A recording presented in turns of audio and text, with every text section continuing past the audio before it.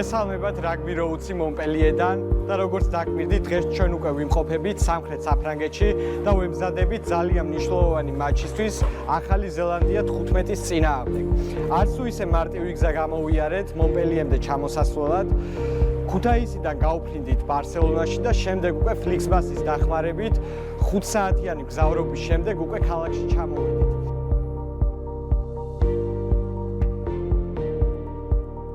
რაც შეეხება ამ უძველეს ქალაქს.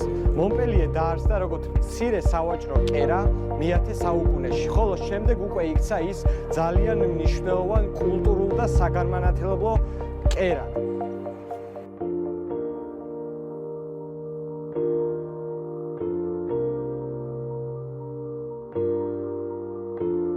ისტორიულ ქუჩებში სეირნობისას შევხვდებით შუა საუკუნეების გოთიკური არქიტექტურისა და თანამედროვე დიზაინის ნაზავს.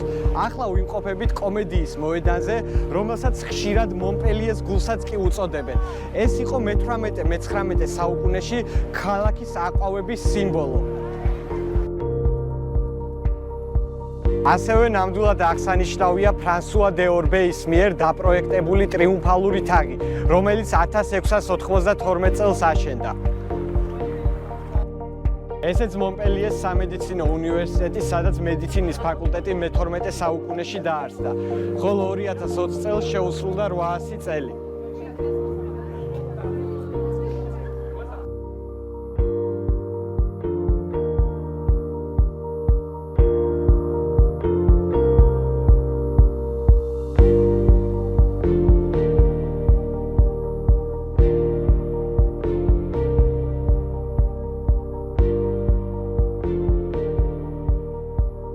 დღევანდელი ჩვენი დღე დასასრულს მიუახლოვდა. მინდა აუცილებლად ვახსენო ჩვენი პროექტის ხარდამჭერები, ენერგეტიკული სასმელი მე-16, ლუდი ყასბეგი და მობინექსი, რომლის დახმარებითაც ჩვენ უწყვეტად გაწვდით სხვადასხვა ფოტო, ვიდეო მასალას. ხვალ ჩვენ აუცილებლად გადავიღებთ კაპიტნის ღია ვარჯიშს, სადაც ვნახავთ თუ როგორ ემზადებიან ბორჯღალოსნები მნიშვნელოვანი მატჩისთვის. ჩვენ ვიყოფებით მონპელიეს საშინაო სტადიონზე. სანამ ჩვენი ბიჭები ხა გამოვლენ და კაპიტნის ვარჯიში დაიწყება, მინდა მცირე ინფორმაცია მოგაწოდოთ ზოგადად ამ კლუბზე. კლუბი დაარსდა 1986 წელს, ხოლო ერთხელ გახდნენ ტოპ 15-ის გამარჯვებულები, 2021 წელს მოხდა ეს ამბავი. ზოგადად ქართველი მორაგბეებისთვის ალბათ ყველაზე საყვარელი კლუბია მონპელიე. აქ უთამაშია უამრავ ქართველ მორაგბეებს, მათ შორის არის მამუკა გოგოძე, ჩილაჩავა, მიქაუტაძე, ნარიაშვილი, გელა აფრასიძე. წელს ამ სეზონში 3 ქართველი მორაგბე თამაშობს. რაგბი მონპელიეში სპორტზე მეტია. ეს ქალაქის იდენტობის მნიშვნელოვანი ნაწილია.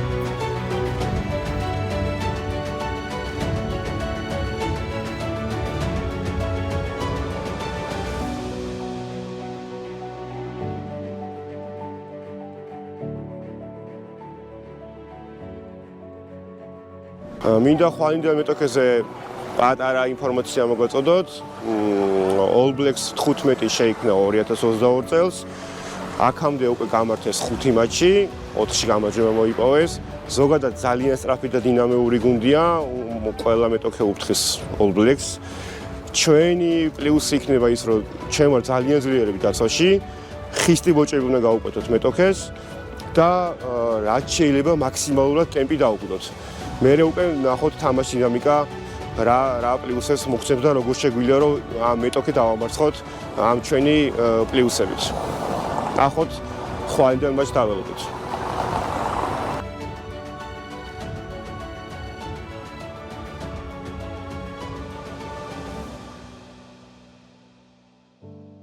What do you think about this game and who will win, Georgia or New Zealand? Well, obviously we hope Georgia will win. I've seen the New Zealand team, and whilst I recognise a few of the names, I don't recognise all of them, so I don't really know what they're going to be like. But I think we've got a good team out, so... Thank you. Oh, we're going to win.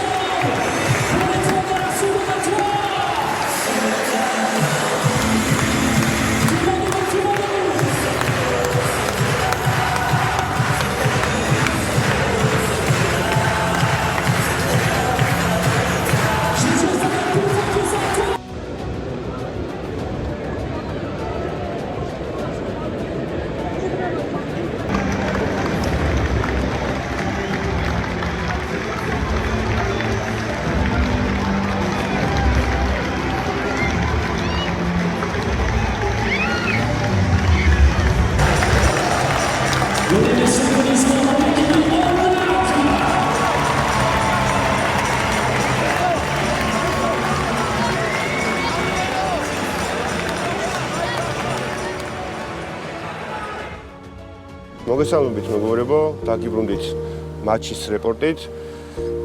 უნდა გამიხილოთ აუცილებლად კუშნელი მატჩის ნიუანსები და მოდი დავიწყოთ პირველი კომპონენტით, რაც შაშიც გაუჭირდა ჩვენ ნაკრებს. კი, სისწრაფეებში ქონდა ყველაზე დიდი მინუსი ჩემი აზრით, რადგან ყველამ ვიცოდით, რომ ზელანდია სწრაფ ტემპს შემოგთავაზებდა და რამენაირად უნდა გვეცადა, რომ ეს სწრაფი ტემპი შეგვენელებინა და პირიქით ჩვენს ტემპში მოგვექცია გუნდი, მაგრამ სამწუხაროდ საწინააღმდეგო მოხდა.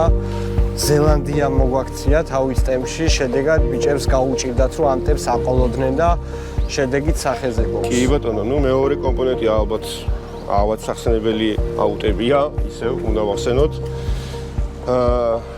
დერეფნებში რომ უფრო კარგად გვეთამაშა, სავარაუდოდ უფრო სხვა შედეგს დავდებდით. ანუ ანგარიშიც სხვა იქნებოდა, დარწმუნებული ვარ. კიდევ ერთი კომპონენტი ალბათ ის არის, რომ ფანტაზიები არ ქონდა შეტევაში.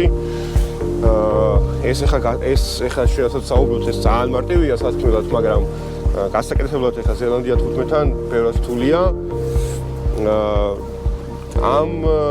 ამ რაღაცეები რო ვერ გავაკეთეთ, ამის ფაქტორები რა არის შენი აზრით?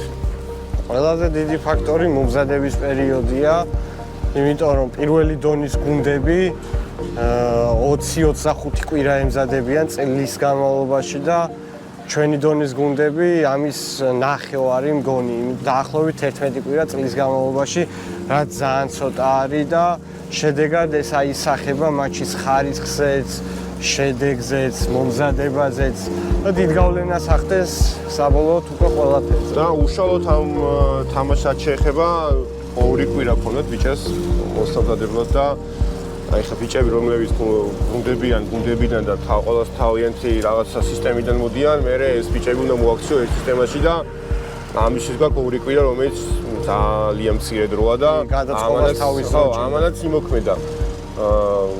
ძალიან დიდი იმედი მაქვს, რომ იტალიასთან სულ სხვა შედეგს დავდებთ.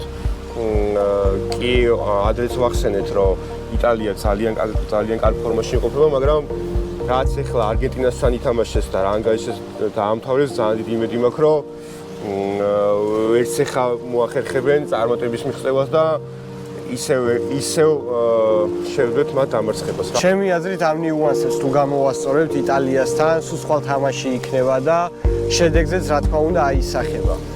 ამიტომ დიდი იმედები გვაქვს შემდეგი მატჩისთვის.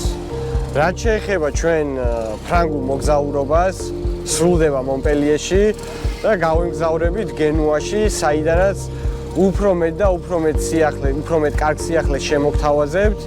და რა თქმა უნდა, აუცილებლად მადლობა უნდა გადაუხადოთ ჩვენ სპონსორებს, ლუდ ყაზბეგს, ენერგეტიკულ სასმელ მე-16-ს და მობინექს, რომლის დახმარებითაც უამრავი სიახლე შემოგთავაზეთ მონპელიედან უწყვეტად.